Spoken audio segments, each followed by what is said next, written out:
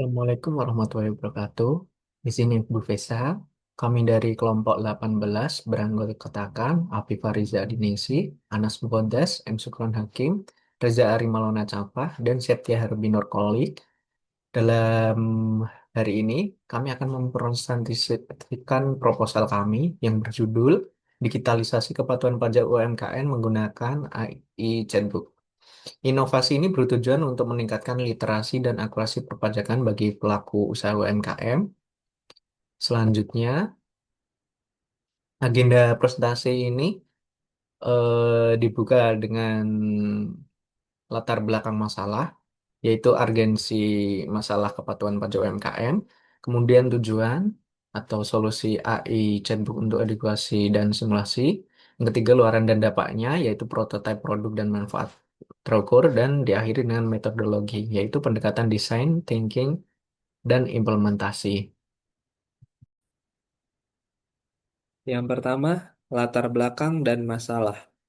UMKM atau usaha mikro kecil menengah adalah tulang punggung ekonomi dan merupakan salah satu kontributor penggerak perekonomian di Indonesia. Namun, UMKM masih menghadapi tantangan besar dalam literasi perpajakan, antara lain yaitu hak dan kewajiban mereka sebagai wajib pajak.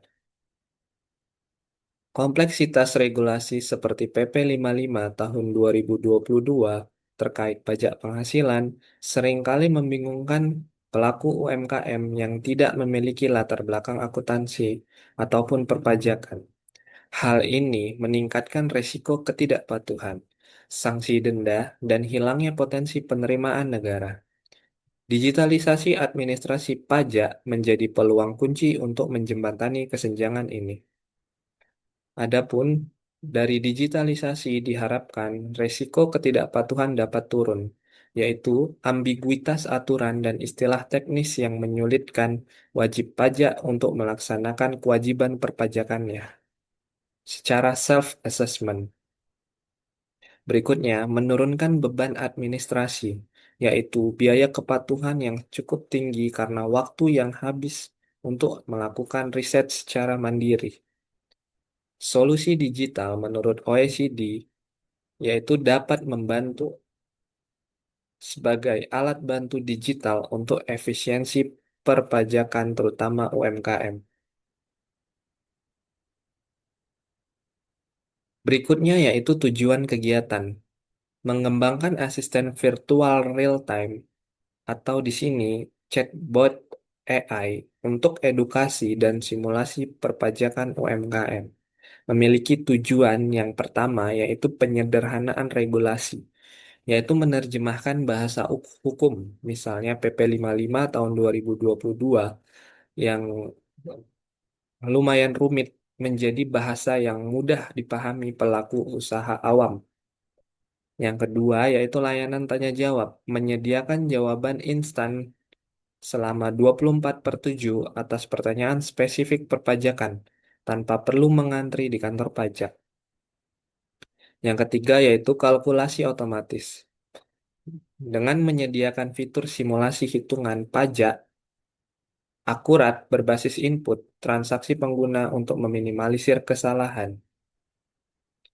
Yang keempat, kepatuhan sukarela, yaitu mendorong kepatuhan sukarela dengan menghilangkan hambatan informasi dan ketakutan akan sanksi. Izin melanjutkan presentasi terkait digitalisasi kepatuhan pajak UMKM AI chatbot. Untuk keluaran produk,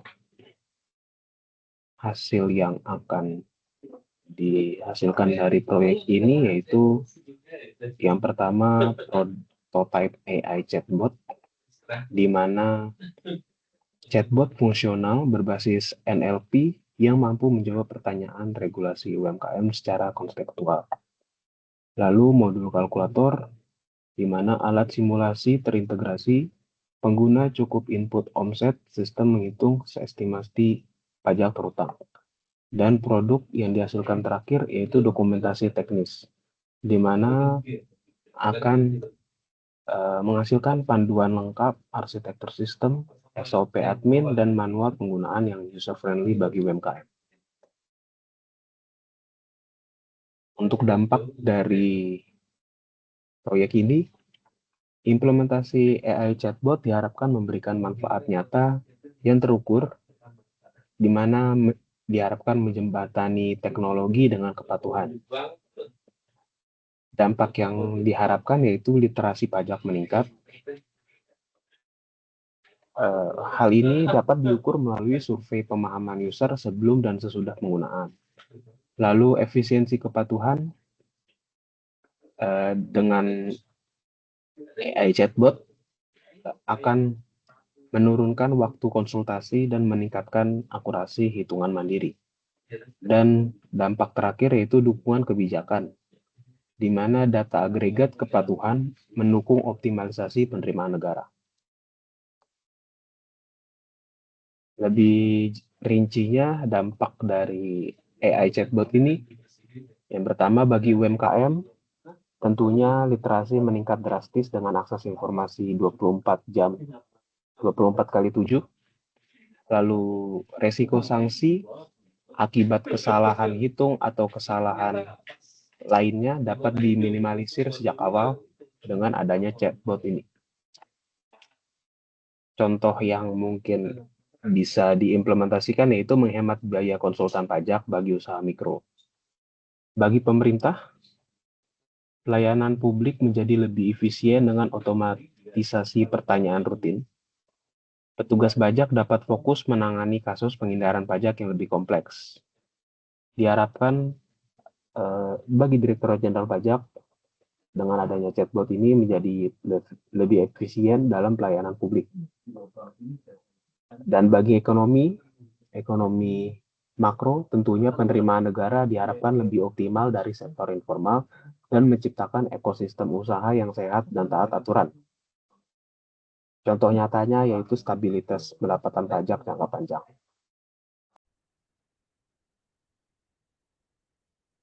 Baik, selanjutnya kita masuk ke tahap metodologi. Metodologi yang kami gunakan adalah design thinking and agile. Pendekatan ganda digunakan untuk memastikan solusi relevan secara manusiawi, user-centric, dan teknis atau interaktif. Metodologi yang pertama yaitu empathize, pahami user. Kira-kira yang dibutuhkan oleh UMKM agar patuh terhadap perpajakannya itu apa? Kemudian dua, define. Kita rumuskan masalah terlebih dahulu. Oh, yang pertama, mereka sulit, misal mereka sulit mendapatkan informasi. Misal pedagang-pedagang di pasar atau pedagang kaki lima, mereka sulit mendapatkan informasi dan mereka hanya memiliki smartphone. Selanjutnya, idea, cari solusinya. Nah, ini salah satu solusinya menggunakan AI chatbot. Kemudian kita bikin prototipe-nya. Kita analisis dulu kebutuhannya seperti apa, kemudian dilakukan perancangan, kemudian kita coba buat prototipe dan implementasi apa saja yang dibutuhkan oleh user. Kemudian dilakukan uji coba. Nah, kita lihat uji coba di sini, uji coba fungsional, uji coba keamanan. Kita lihat apakah sesuai dengan yang user harapkan atau tidak. Jika tidak, ulangi lagi bug fixing. Dicoba lagi. Apabila lulus, bisa masuk ke tahap deployment aplikasi. Sehingga diharapkan nantinya wajib pajak dapat dengan mudah mengakses informasi mengenai perpajakan UMKM dengan mudah. Nah, di sini Agile Development Cycle. Pengembangan dilakukan dalam sprint iteratif. Setiap siklus menghasilkan backlog fitur yang diprioritaskan berdasarkan umpan balik pengguna UMKM. Nah, sehingga memastikan produk akhir benar-benar menjawab kebutuhan lapangan.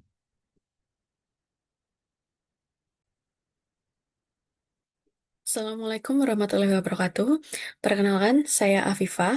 Pada video kali ini, saya akan melanjutkan presentasi yang telah dilakukan oleh teman saya. Nah, di sini saya akan menjelaskan langkah implementasi yang akan kelompok kami lakukan. Ada 5 tahap. Tahap yang pertama yaitu studi kebutuhan dan regulasi. Di sini kami akan melakukan analisis pada PP 55 tahun 2002. Dan di sini ini kami akan mengidentifikasi semua aturan, tarif, syarat, pengecualian yang nantinya akan kami integrasikan ke dalam logika kalkulator pajak dan menjadi basis pengetahuan si chatbot ini. Kemudian selanjutnya kami akan mapping ini apa aja sih masalah-masalah yang dialami oleh pelaku UMKM ini dalam menghitung pajak dan dalam memahami regulasi-regulasi terkait pajak UMKM. Kemudian, tahap yang kedua adalah perancangan sistem. Di sini, kami akan mendesain basis pengetahuan chatbot agar si chatbot ini nanti dapat memahami pertanyaan si user dan merespon dengan akurat. Kemudian, kami juga akan membuat logika algoritma kalkulator. Di sini kami akan merancang alur input data dan menyusun urutan penghitungan, termasuk seperti jika ada kondisi. Misal omset si UMKM ini di bawah 500 juta, maka tarifnya berapa?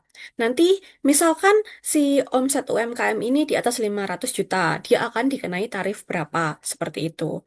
Kemudian, kita akan masuk ke tahap yang ketiga, yaitu pengembangan prototipe. Di sini, kami akan menciptakan prototipe chatbot yang interaktif dan cerdas dalam merespon pertanyaan si user mengenai pajak UMKM. Kemudian, kami juga akan melakukan integrasi modul hitung pajak. Nah, di sini kami akan mengembangkan modul kalkulator berdasarkan algoritma yang telah dirancang, kemudian menghubungkannya dengan chatbot sehingga apabila user bertanya, berapa ya pajak saya tahun ini, nanti si chatbot itu akan merespon, tolong masukkan data omset dan jenis usaha Anda pada kalkulator berikut. Nanti secara otomatis si eh, modul ini akan memanggil si modul kalkulator. Kemudian tahap selanjutnya yang keempat itu ada uji coba. Di sini kami akan pilot project yaitu mengamati gimana sih user berinteraksi dengan sistem atau biasa kita sebut usability testing. Nah, kemudian setelah itu kita juga akan memvalidasi fitur. Ada nggak sih bug-nya, ada nggak sih glitch-nya, dan ada nggak sih masalah dari logika yang udah kita terapkan sebelumnya. Kemudian, tahap yang terakhir adalah evaluasi dan replikasi. Pada tahap ini, kami akan melakukan penyempurnaan akhir. Jika ada bug, ada glitch, tadi setelah dites di tahap keempat, kita akan perbaiki itu semua, dan kita eh, akan membuat sistem ini lebih stabil dan user-friendly. Kemudian setelahnya kita akan menyusun roadmap nih agar si sistem ini dapat dipakai oleh khalayak luas, dapat dipakai oleh si pelaku UMKM ini, dan nanti jika ada perubahan di sisi regulasi, kita dapat selalu memperbarui si sistem ini. Jadi kalau ada peraturan-peraturan baru yang dikeluarkan oleh DJP maupun Kemenkeu, kita masih dapat memakai si sistem ini karena senantiasa kita perbarui logikanya sesuai dengan regulasi yang ada. Berikut yang dapat kami sampaikan apabila ada kekurangan dalam penyampaian oleh kelompok kami mohon maaf. Terima kasih telah menyaksikan video ini. Assalamualaikum warahmatullahi wabarakatuh.